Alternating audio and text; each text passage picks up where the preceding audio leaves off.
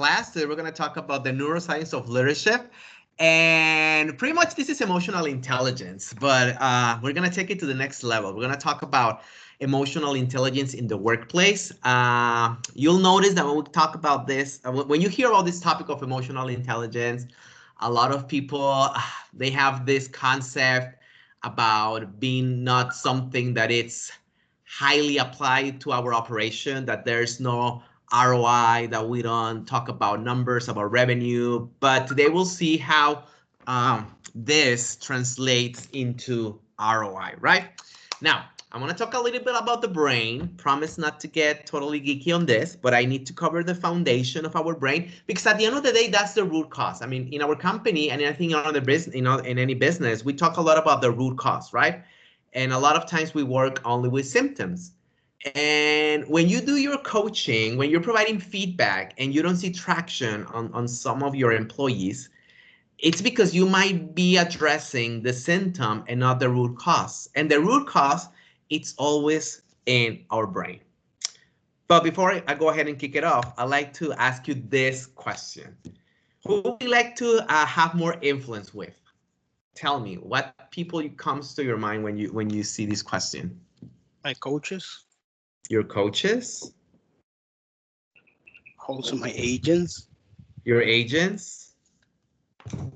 Yeah. And maybe my boss. I mean, I think it's a combination, really.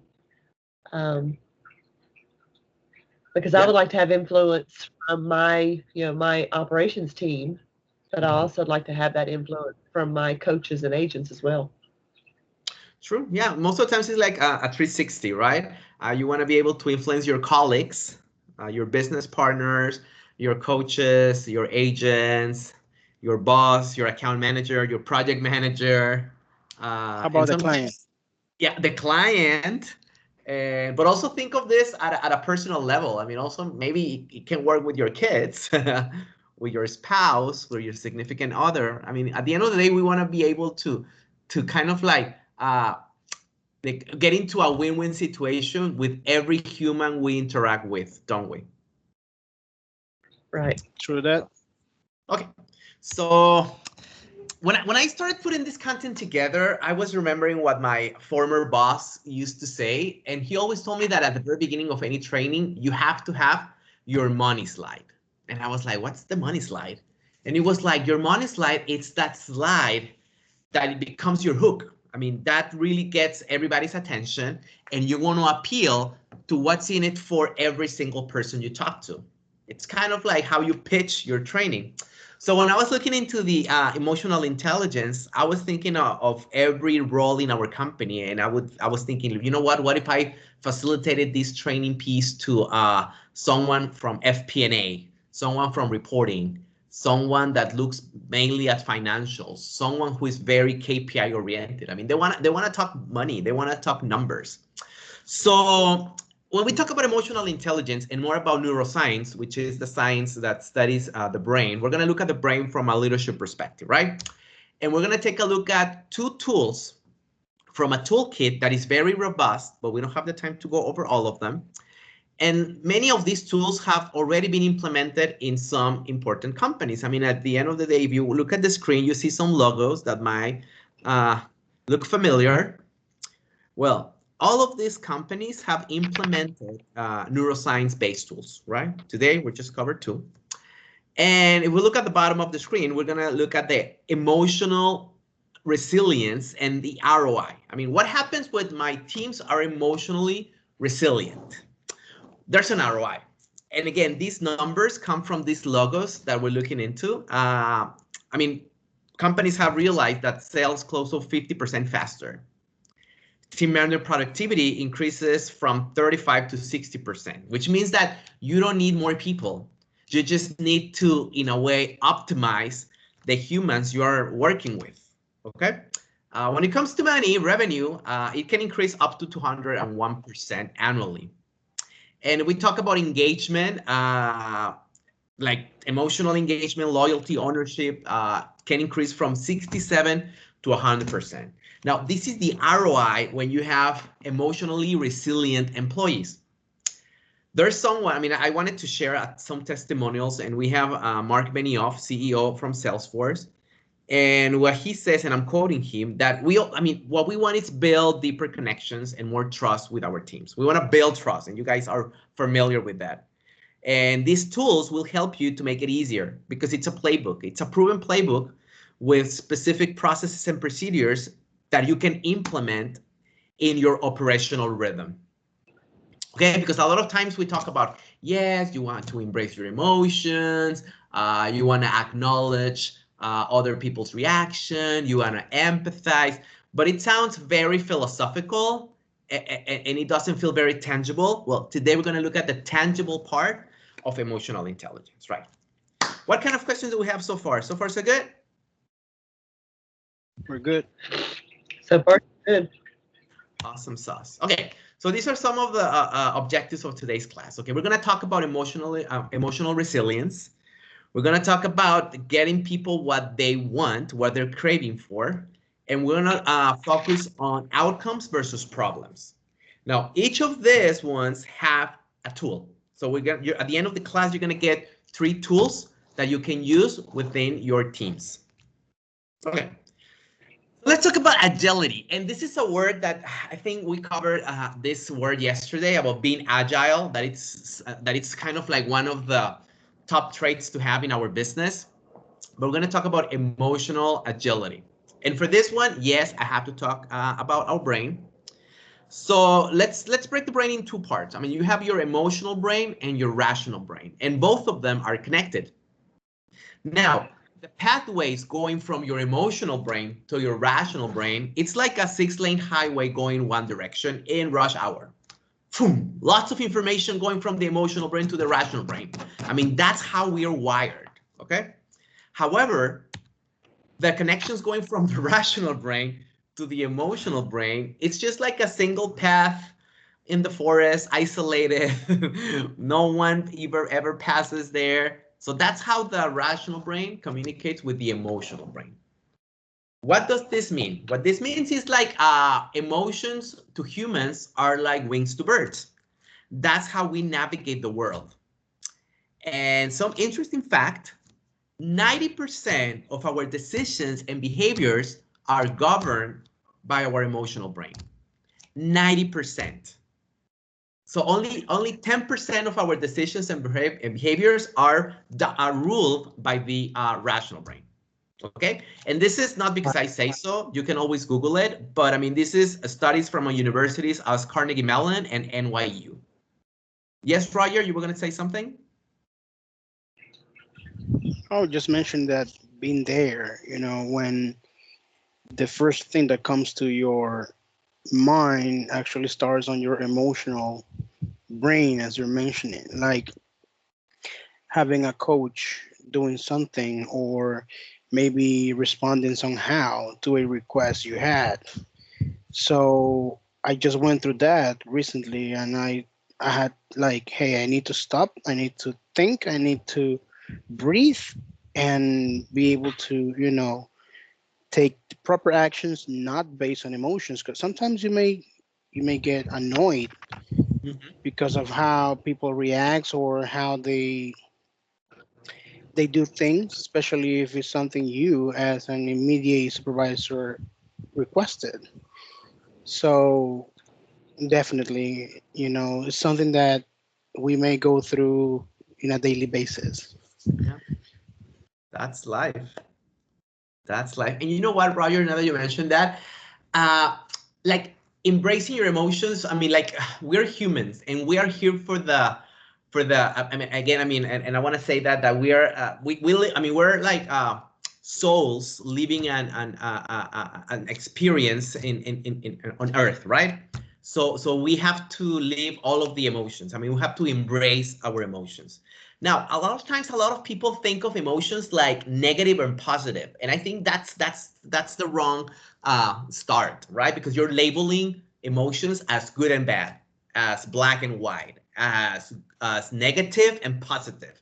So what I like to think is that we're all energy. I mean, like all I mean, plants, animals, mammals, insects, I mean, as human beings, I mean, we are energy, right? So when your energy level is up, when you have a high frequency, which means that you're having these emotions of high frequency, like pride, like when you feel excited, when you feel motivated, when you feel engaged, when you have those emotions, your frequency level is high, okay? You're vibing high, that's how I say it.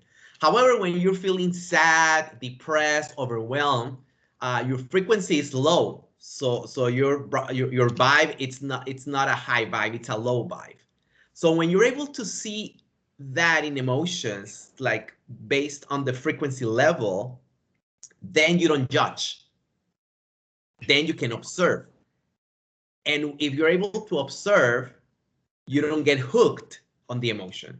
Because the problem is that it's not that you feel or you don't feel. I mean, you should embrace your emotions, but a lot of people let the emotions take the driver's seat in their car, whereas the emotions have to be their co-pilot. I don't know if that makes sense. Yep. Does that make sense? Yes, it does. And I think that's what makes it different. Like, and that's like very visual for me. You know that I'm super visual.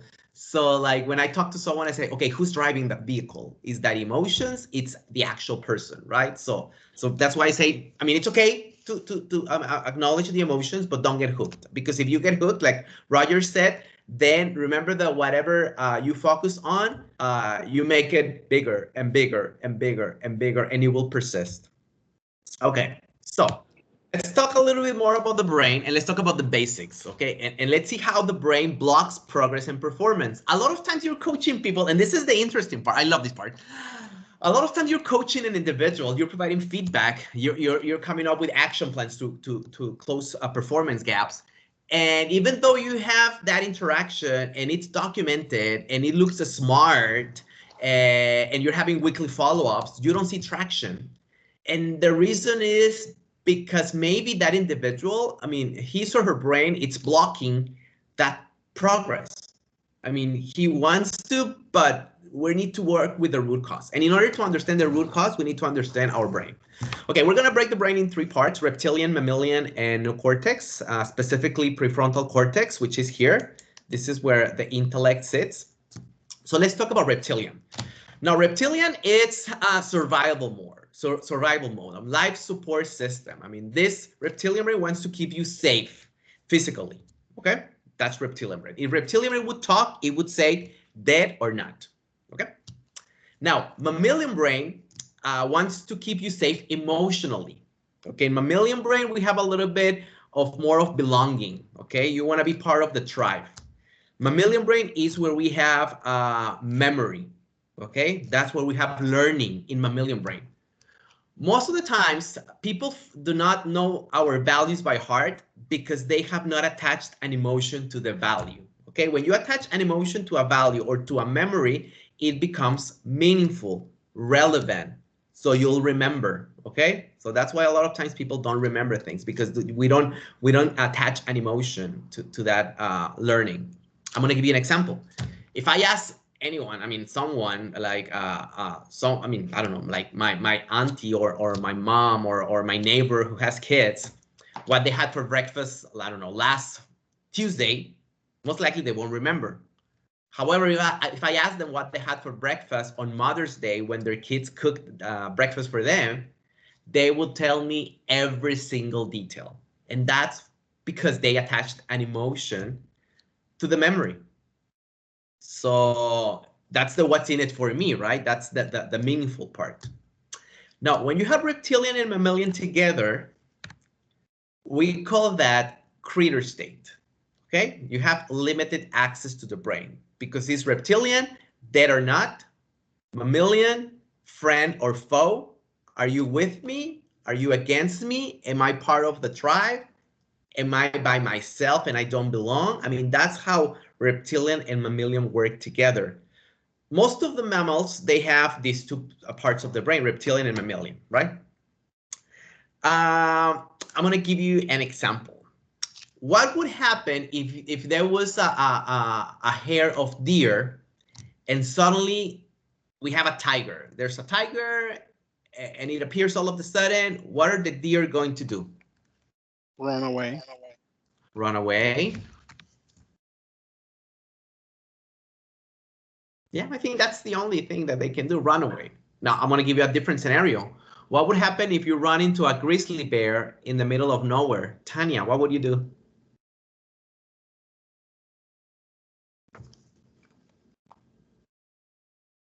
Tanya, can you hear me? I think she's having audio issues. Oh, sorry, I had a double mute. Me personally, if I run upon a deer, A grizzly bear. You run into a grizzly bear. What would you do? I would freeze. That'd be the first thing I would probably do. Okay, good. So you say freeze. Roger said run away. So we're gonna call these reactions fight, flight, freeze. Okay? Fight, flight, freeze. That's reptilian and mammalian working together. Okay? That's critter state. That's the typical reaction if you run into a grizzly bear, right? And that's a normal reaction, right? Now, there's a third layer on your brain. When you have access to that, you are in the smart state. And I'm going to give you an example, right? The smart state, it's when you have reptilian, mammalian, and prefrontal cortex working together. If prefrontal cortex will talk, it would say, I'm here, but I want to be there. What does it take to go from point A to point B? So in prefrontal cortex, you have strategy, critical thinking, visioning, okay? So just to expand a little bit more on this, most of the times when you face a reaction, it's something that it takes you out of your comfort zone, something that is unexpected, you go into critter state, survival. A lot of times we talked about this grizzly bear. However, we have a lot of grizzly bears in our day-to-day. Our grizzly bears are called new client, new LOB, new role, new process. What other grizzly bears can you think of that you face that take you out of your comfort zone? Not reaching goals. Red zone. Red zone. What else? Performance gaps. Can you repeat that, Tanya? You're breaking up a little bit. Oh, sorry. Schedule. Okay, schedule change. Okay. I'm going to assume that was what you said because you're breaking up. Okay. Yeah, sorry, it is. That's okay. That's okay. So I'm going to tell you what happens. Okay. I'm going to tell you what happens, like not in the jungle, not in the forest, but more in our day-to-day. Okay. And let's talk about our grizzly bears, right? You get this flaming email from someone, and it's an email that it's kind of like blaming everything on you, right? Like, dear Roger, based on the conversation that we had last Friday, you committed to provide this specific data, and I'm still waiting for it. Please advise. And you copy Kristen, you copy Val, you copy Mike's, you copy everybody, right? So obviously Roger, when he gets this email, he's gonna immediately go into critter state because that's a natural reaction of his and everybody's brain, okay? Reptilian, mammalian, survival, what's gonna happen? Fight, flight, freeze, what am I gonna do? So in that specific moment, Roger has the choice of getting stuck on critter state or doing something to move into smart state and have access to his full brain. If he's in critter state, most likely what he would do, he would answer that email to me because I was the one sending that email. And he would go, oh, we want to fight? Battle mode. Dear Cesar, attached you will find the email that I sent out yesterday with all of the documentation requested. I wonder what else you need from me. Please advise. So you see, he's fighting back, okay? Or maybe he's just going to freeze and tune me out and disconnect. You know what? I'm not going to pick this battle, whatever. It's your problem. I'm not going to answer. So that's going to add insult to injury. So again, we're not being very professional and we're not being very effective. And flight, pretty much like just forget about that and run away, right? So That's the reaction that Roger might have. However, if Roger is able to move from clear to smart and say, you know what? Again, remember, observing the emotion, not getting hooked. Remember, you are the driver on that vehicle, not your emotions. Roger's going to observe what's happening and he's going to go, okay, good. I got this email. Maybe he's going to do something. A lot of times people recommend to go from clear to smart, to do some cardio, maybe to do a walk, a 5-minute walk outside, and then come back and answer that email. Pretty much you want to do something so that you get unhooked on the emotion and be able to move to the smart state, so that then Roger can use his critical thinking, his visioning, and answering that email. Now, quick question. Have you ever interacted with someone who most of the time reacts from critter state, which is fight, flight, freeze? Yes. Yes. How can you tell? How do they react, Roger or Tanya? There is a coworker that will always reply to emails like that. It doesn't matter who sends it. He will be like copying everyone and definitely fighting back just that way, even though if he just gets asked for something basic. Yeah, I think that example was spot on. We always have one. There's always one in every family. Sometimes two in mine. What about you, Tanya? Yeah, I think it's the quick thinking before processing. I think we all have a little critter state in us, to be honest. Yes, we do.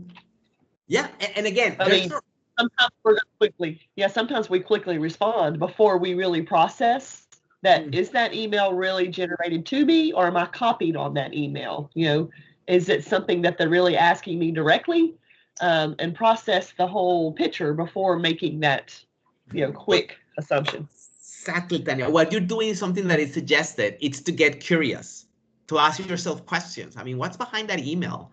And never assume, because a lot of times we want to be the judge, right?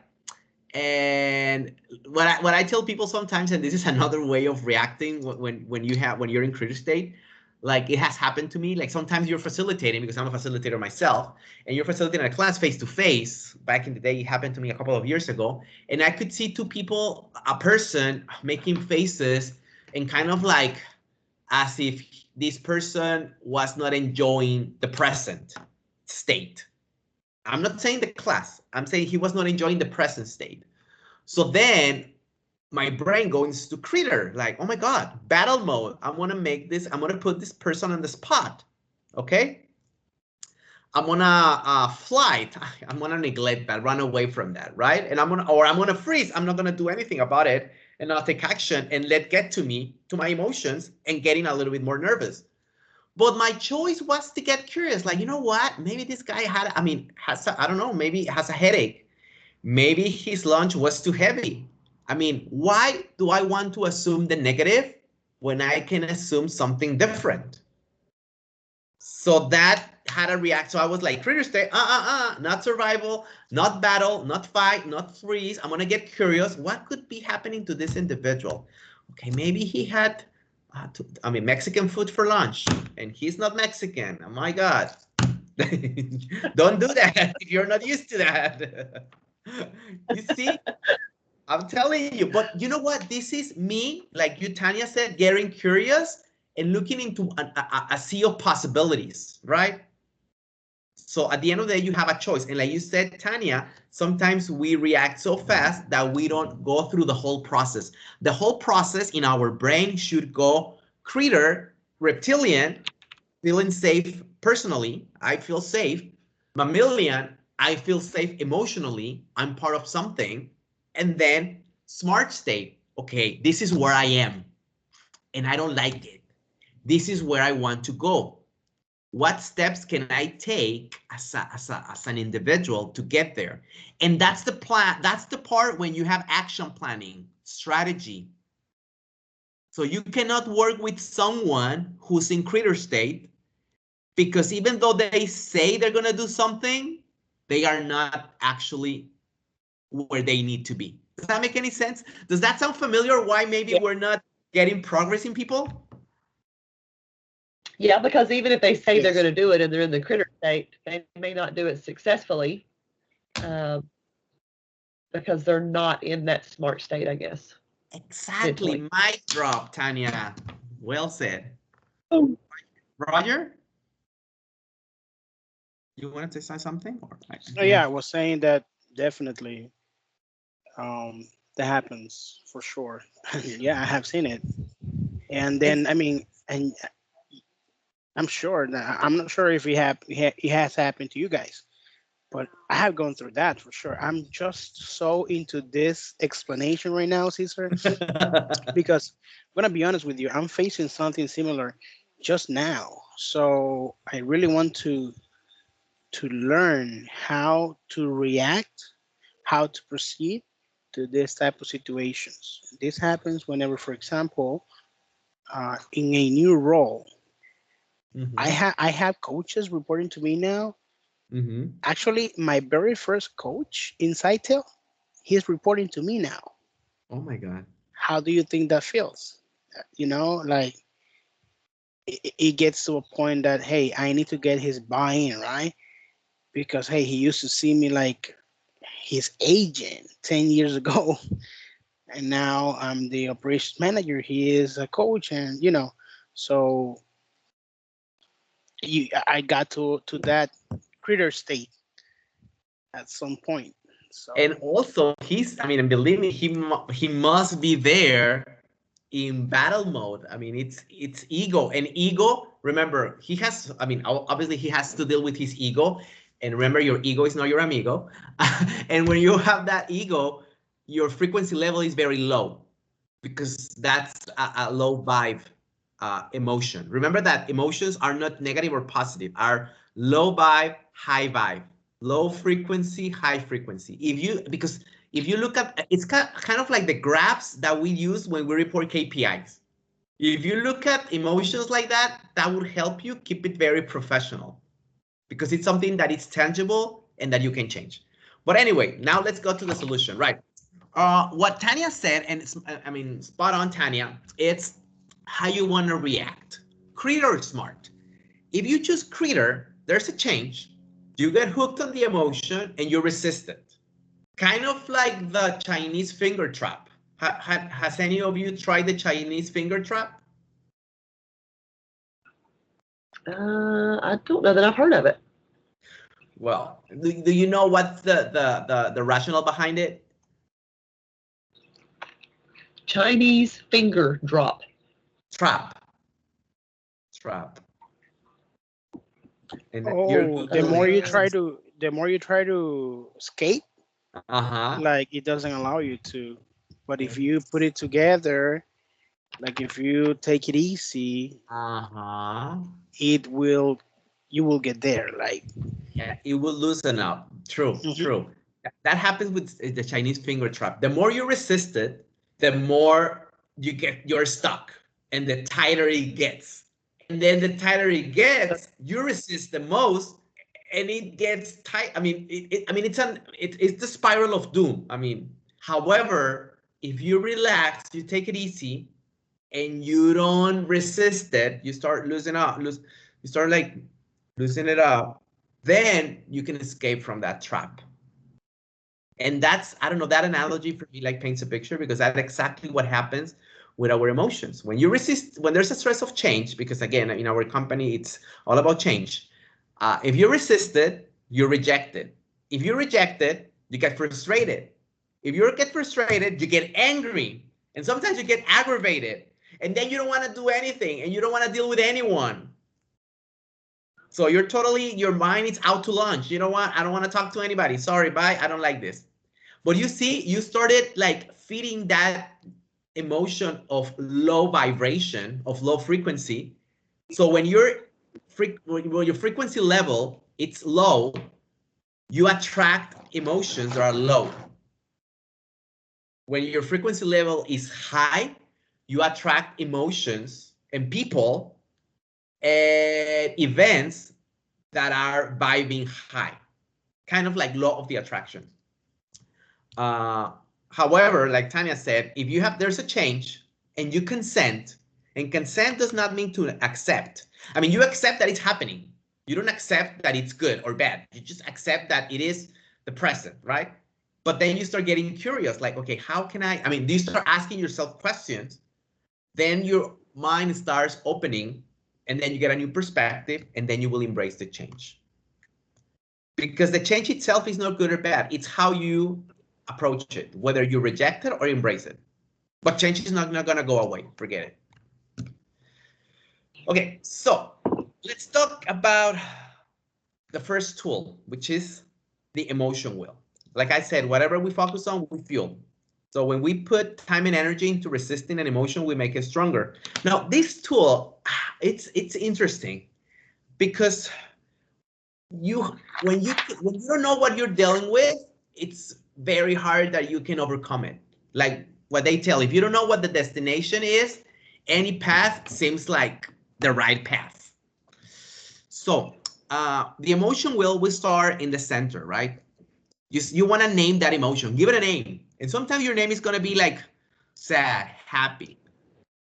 Only 32% of the people in the world are aware of the exact emotion that they're feeling at a certain given point in time. Only 32%. The other percentage, they just tell you sad, happy, good, bad. So that's too general. So you want to go to the specific, right? In our company, we're all about the details. So the emotion will help you because you start telling, like maybe, for example, in my case or in your case, Roger, or in Tanya's case, okay, you know what? I feel scared. And then you go, is it actually scared or I'm anxious? I'm helpless. I feel rejected. I'll feel confused. And then you say, well, maybe confused, but what about, do I feel discouraged? Do I feel abandoned?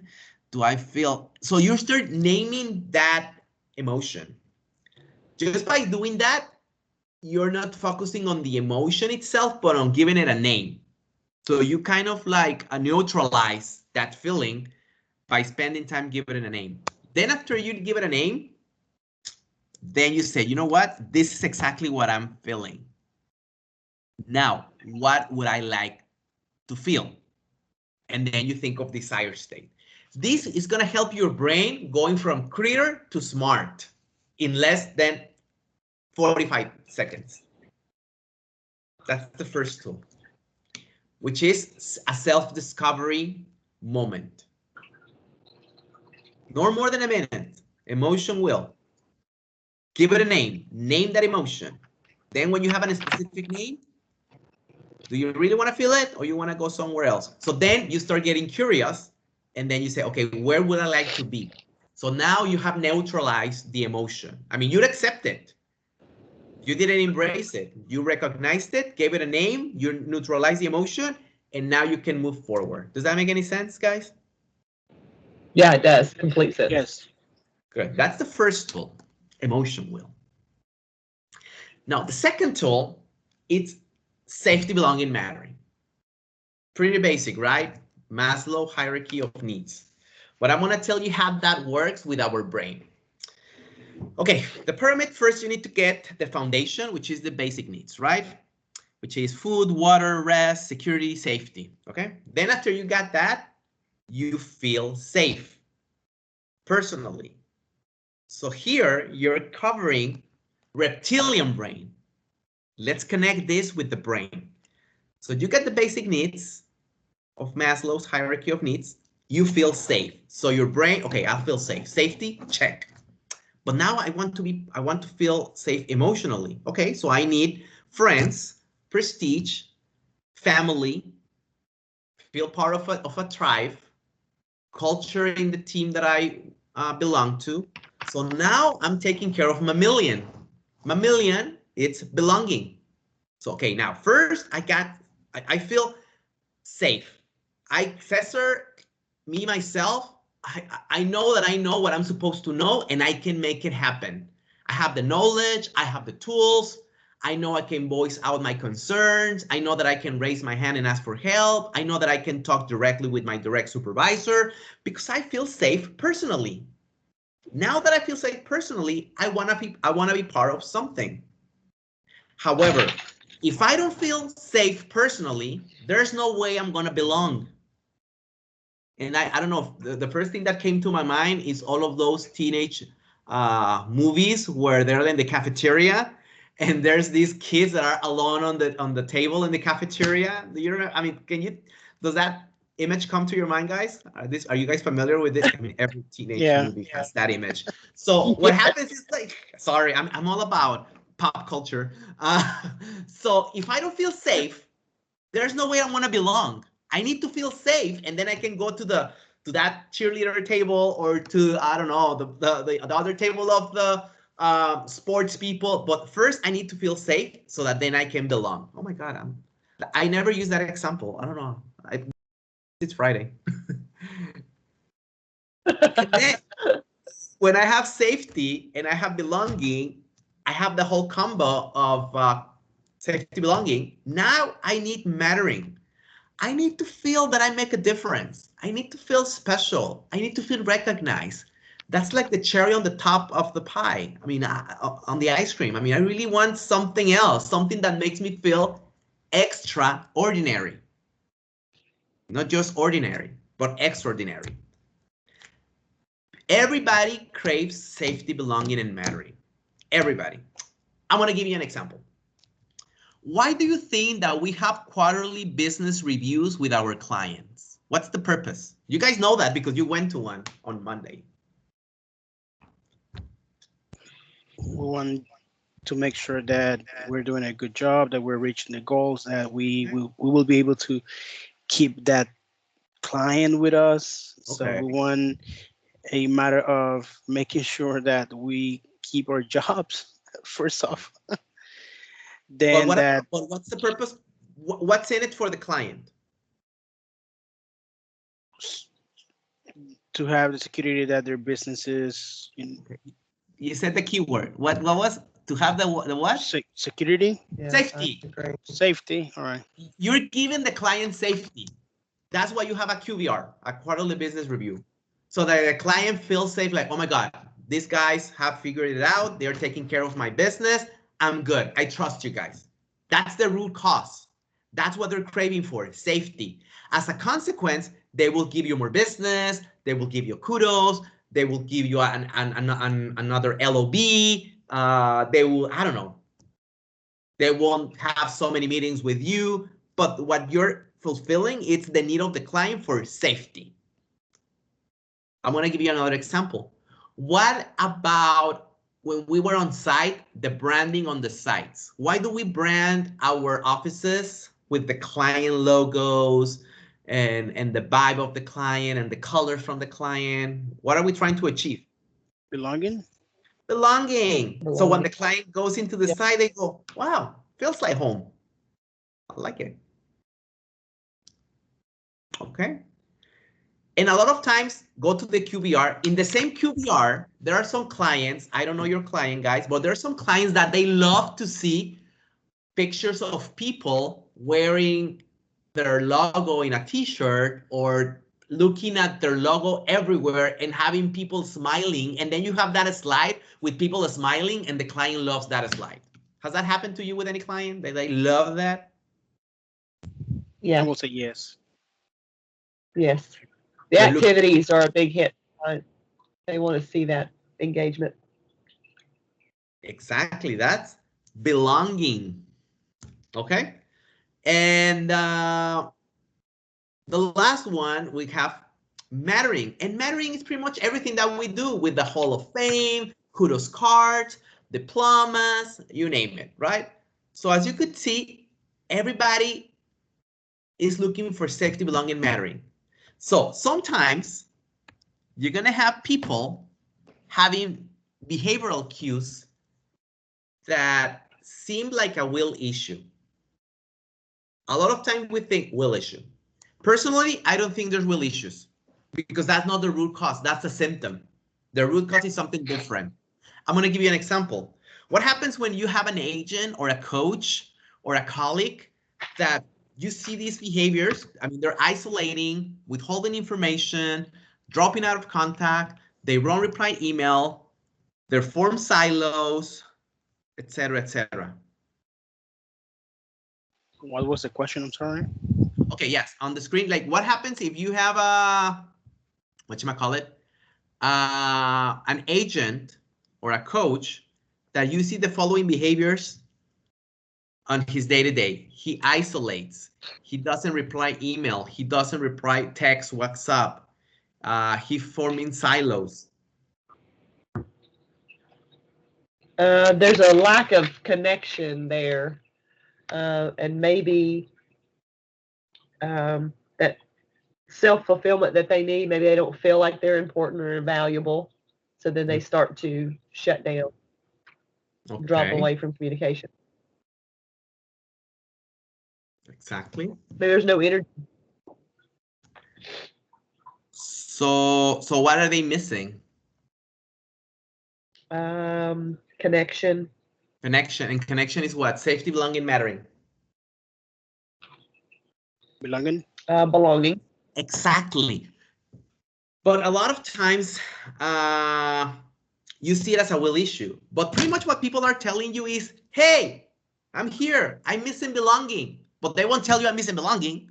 They will form silos. They won't answer email.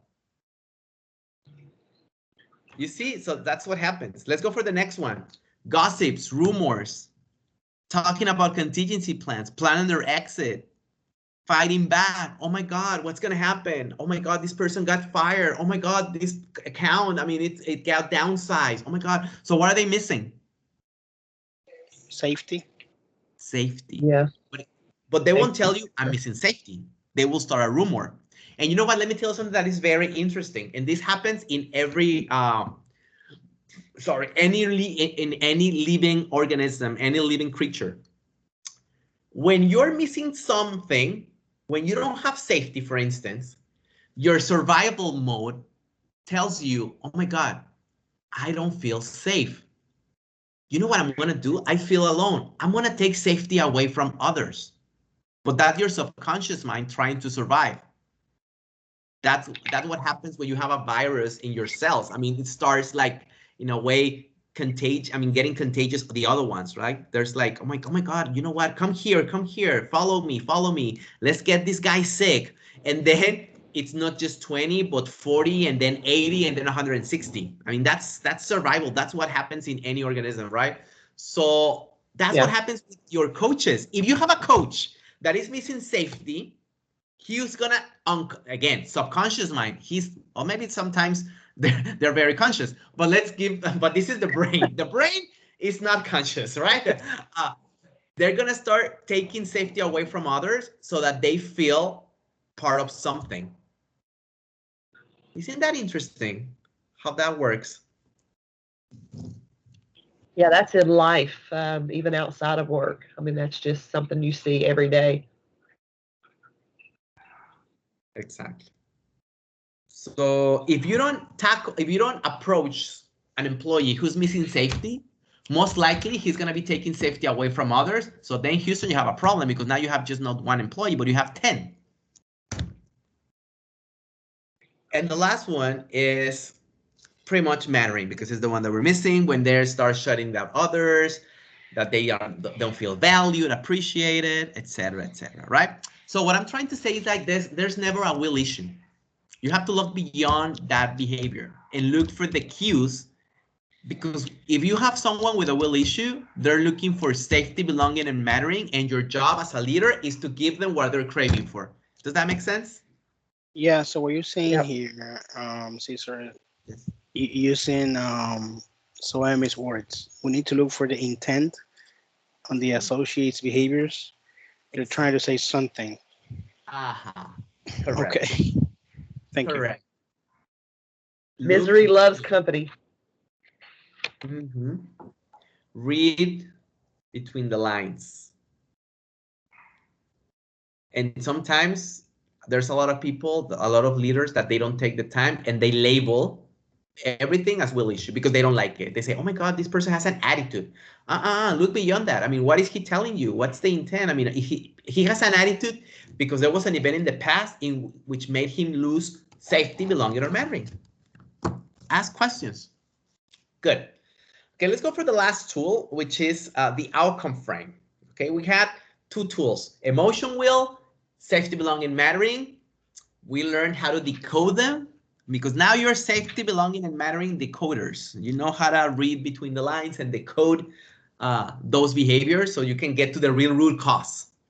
Then we have the outcome frame. The outcome frame, it helps you take someone from critter to smart in a way, but also it helps you go from critter to smart. And this is when you want something and you're not getting it. Like, oh my God, a lot of people tell you, oh my God, Tanya, I want more development. Roger, I want empowerment. Tanya, I really want to grow within the company. Roger, oh my God, I don't feel, I don't know, I need to get more, a little bit, I need more money. I need more money. I want money. I mean, people always ask for things, right? And they come from a very needy part and they want it and they want it now. How can you get them from, they're in critter because they're highly emotional. So you have to take them from critter to smart. So the first question you ask is, what would you like? And this is kind of like your wish is my command. Go for it. What would you like? Oh, you know what? I like more motivation. I like I like more development. I like to grow within the company. I like to feel special. I like more money. I mean, everybody asks for the same thing, right? And then you say, okay, good. I like that. What will having that do for you? What's in it for you? What are the benefits? Why do you want more development? Why do you want more money? Why do you want more to feel more engaged? Why do you want to feel more empowered? I mean, tell me, what's in it for you? What are the benefits? Well, and then they start expanding. So then you have neutralized the emotion right there. And you have to take them from critter to smart because now they're thinking a little bit more about that.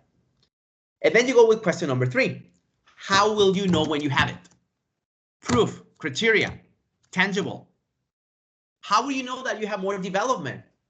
Well, because I would be, and then they start getting like, okay, what does development look like?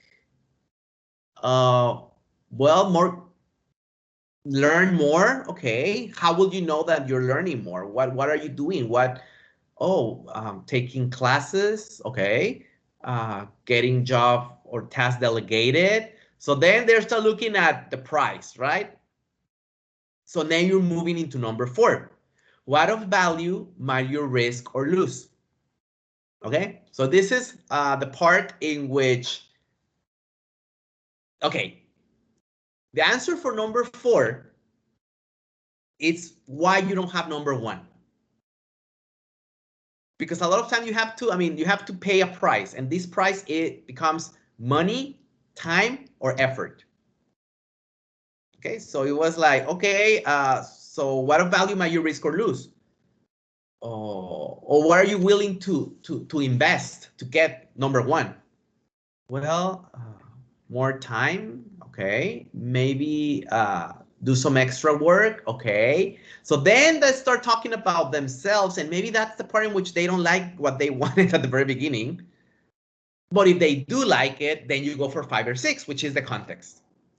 I want to give you an example. Once I was talking to a lady in one of my classes, and we were doing an outcome frame in a pair activity, right? And I did the outcome frame to her, and I was like, what would you like? And she told me, I want a master's degree. Oh, awesome, nice. What will having that do for you? Well, I will be able to apply to different positions. I will feel more successful. I will be able to earn more money. Okay, I see, okay. How will you know when you have it? Well, when I already get my diploma, my certification, so I know that I have it because I've already completed those 2 years, and I got my diploma by University of Monterrey, Mexico, let's say. Okay, what of value might you risk or lose? And she was like, what do you mean by that? Okay, what price you have to pay to get number 1? I mean, because obviously you need to start doing something or stop doing other things to get number 1. And she was like, okay, yes, I will have to invest money. How much are we talking about? 30% of my paycheck. Okay, what else? Well, I will have to invest time. Okay, and where are you gonna take those hours from? Well, times with my kids and family. Okay, less time with your kids and family. 30% of your paycheck. What else? And then she was like, well, you know what? Maybe I don't want a master's degree after all. That's, I'm sorry. And then I felt bad about myself. I said, oh my God, like, what did I do?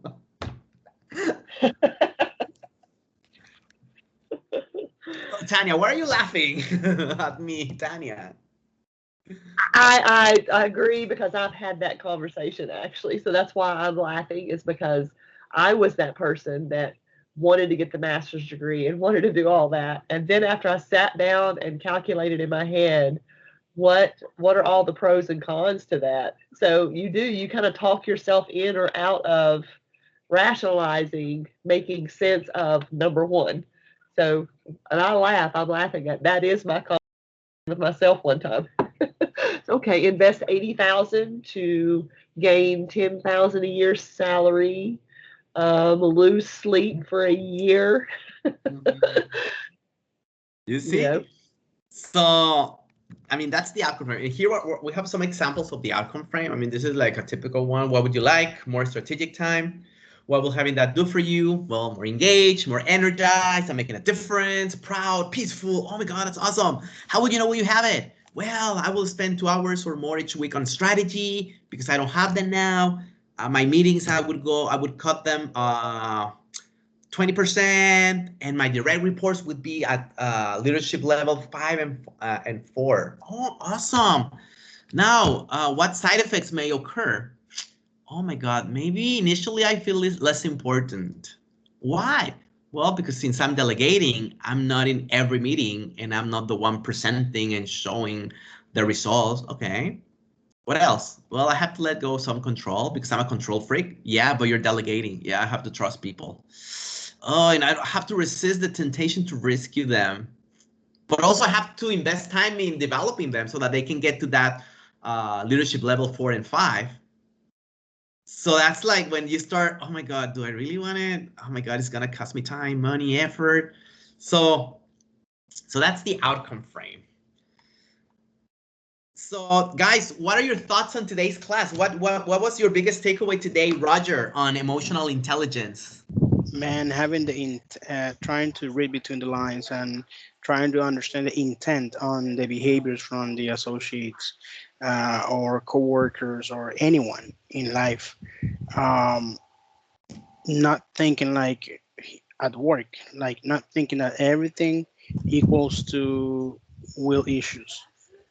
Um, Being curious, getting out of the critter state within those 45 seconds. Yes, and you can do it. It can be done. Definitely. Um, I will proofread some emails moving forward. That's good. um, and yeah, pretty much.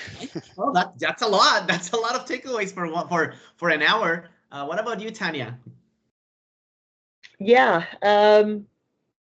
I think the biggest takeaway for me is, gosh, there's so much, just like Roger said, but I think the biggest thing for me is utilize that 10% of the brain more than the 90%. Remember that 10% and utilize the 10% of the brain, because making those quick decisions, those quick thoughts, there's always a reason behind everything.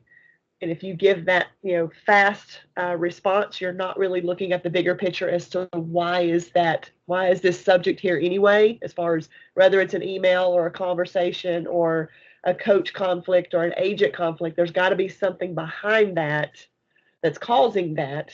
So use that 10% rational brain before using the 90% emotional brain, and think before processing.